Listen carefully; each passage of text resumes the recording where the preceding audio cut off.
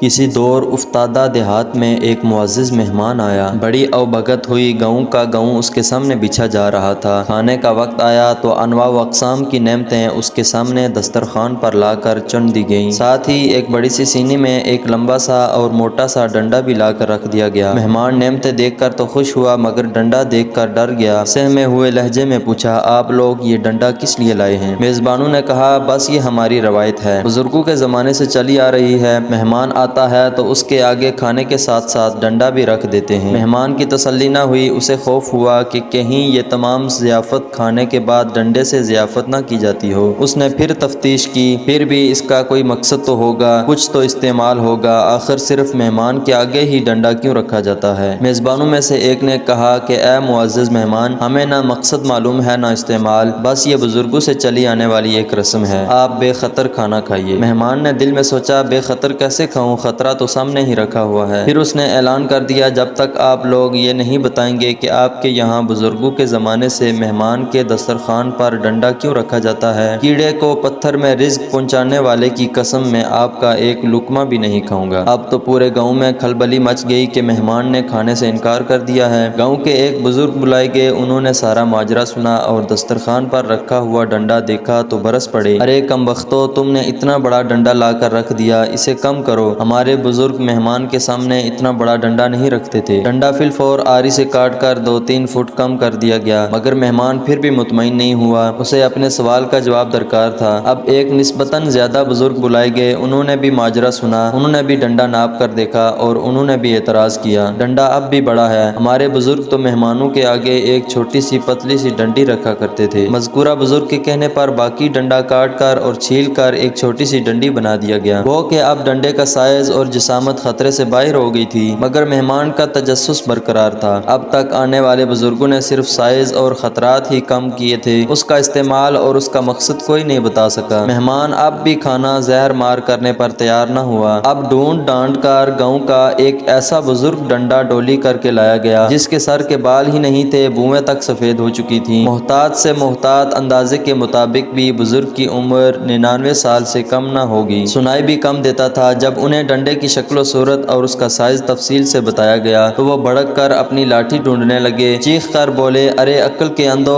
ہمارے بزرگ مہمان کے سامنے ایک چھوٹی سی پیالی میں ایک ننھا منھا سا تنکا رکھا کرتے تھے تاکہ اگر مہمان کے دانتوں کی ریخوں میں گوشت کا کوئی ریزہ پھنس جائے تو وہ خلال کر کے اسے باہر نکال دے۔ زندگی کے کسی بھی شعبے میں کوئی نئی بات، کوئی بدعت شروع تو خلال کے تنکے ہی سے ہوتی ہے، مگر پھر اس کے پیروکار اسے بڑھا کر لمبا سا اور موٹا سا ڈنڈا بنا دیتے ہیں اور اس پر بھی مطمئن نہیں ہوتے۔ اللہ تعالی ہم سب کو ہدایت عطا فرمائے، آمین۔